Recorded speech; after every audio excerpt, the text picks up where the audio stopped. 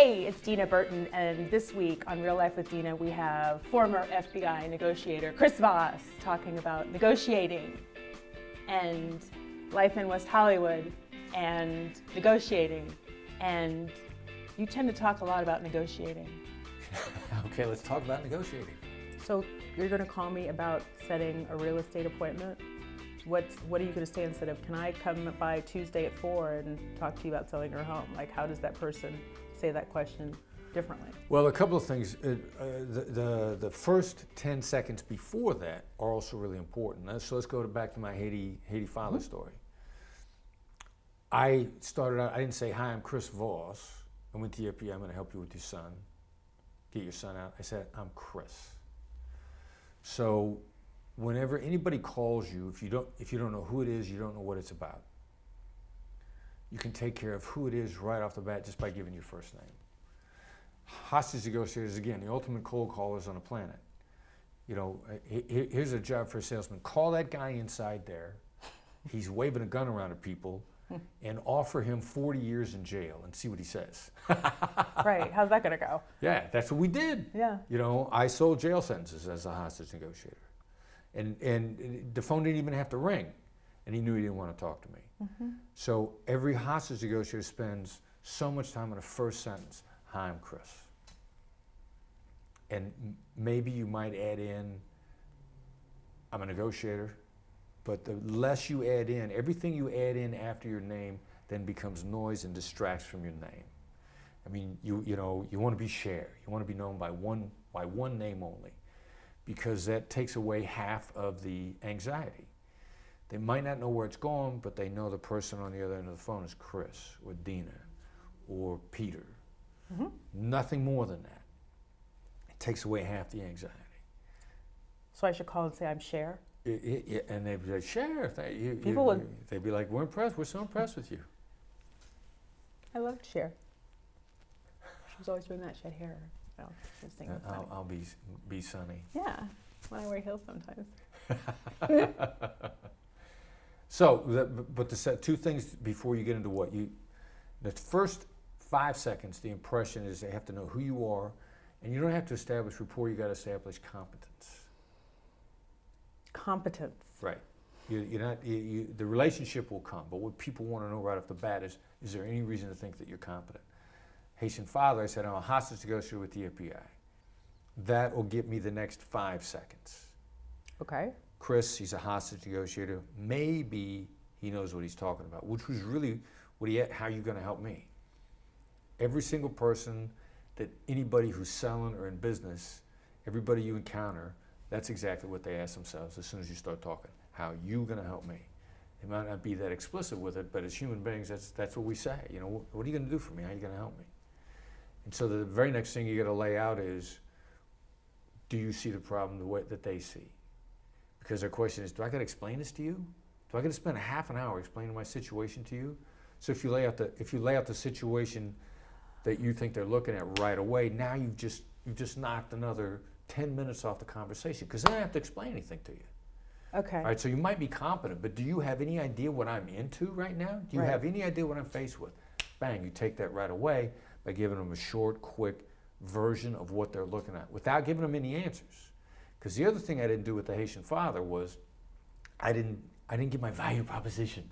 Mm-hmm. Mm-hmm. You know, I didn't give him my marketing plan, mm-hmm.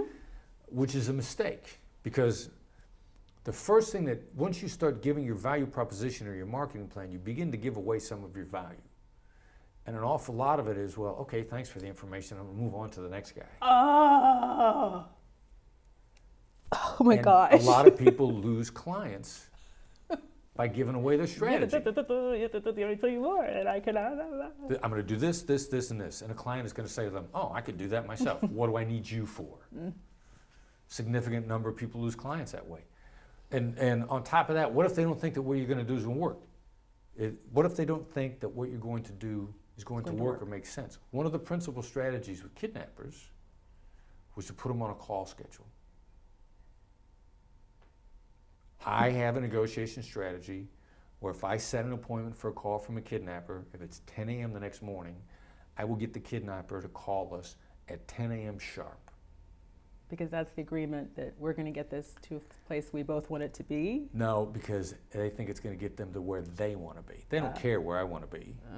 The other side will execute if they think it's going to get them what they want. You mean do what you say, not execute?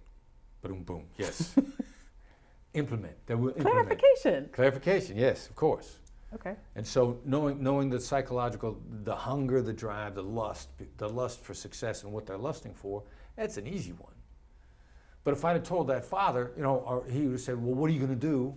And I would have said, well, the first thing we're going to do is we're going to put the kidnappers on a call schedule. He would have gone, really? That's great. Thank you for calling me, bozo. Awesome. Next. That's not what we're going to do. Right. Yeah. Or if he'd have thought it was possible, he'd have thought to himself, yeah, all right, so if you can do it, I can do it. So we never laid strategy out for people in advance, ever. And I didn't realize for the longest time that this was one of the issues. My company is coaching a private equity firm in their deals, in their negotiations. Okay. And while we were coaching some of their more junior people in a recent coaching session, one of the negotiators said, well, I want to lay the plan out to the company. And their founder interrupted and said, no. Do not lay out any of our strategy until after we have a deal, because it will diminish our value to them if they know it in advance. They'll recalculate the value. And I remember thinking that was another thing that was obvious from the Haitian father story that was there that I never saw. I didn't lay out the strategy, the plan, the value proposition, if you will. I laid out the problem and the environment and not one solution, not one single solution. And that's when somebody says, tell me what you want me to do. Because they're like, okay, you see it clearly. I still don't know what to do, but you seem to know what you're talking about. Let's make a deal. And all of our business dealings now, anybody that we talk about bringing on board, we do not tell them what we're going to do for them until we have a deal. Don't lay any of it out. We'll talk to them in great length about their challenges, and summarize their challenges for them, and then offer insight like, well, yeah, not only that, here's your dilemma, and here's your dilemma, and here's your dilemma. None of that is a value proposition. None of that is a marketing plan. None of that is what I'm going to do from you. It's letting them know that you have a clear vision of what they're faced with, and you actually see problems that they're faced with that until you pointed it out, they didn't realize there were problems. Do you get that wrong and it blows up in your face? Had never had that backfire on us. What will happen is if you've missed it, they'll say, no, that's not it, this is it. Okay, so they just redirect. Right, and where are you then? Well, they just told Even you what closer. it is. Right. Right, and you're in dialogue, because they're no longer fending you off. Mm-hmm. They're correcting you, and if you listen to that, they feel even better about you. Okay. They feel them close. They feel like they don't know it, but they feel like suddenly they've established a working relationship. The rapport has begun to build, and they didn't even know it. As soon as somebody corrects you and you take that correction, the rapport from the other side to you and the appreciation of it is enormous. Okay. So we do not make a value proposition to anybody other than that we see your problem.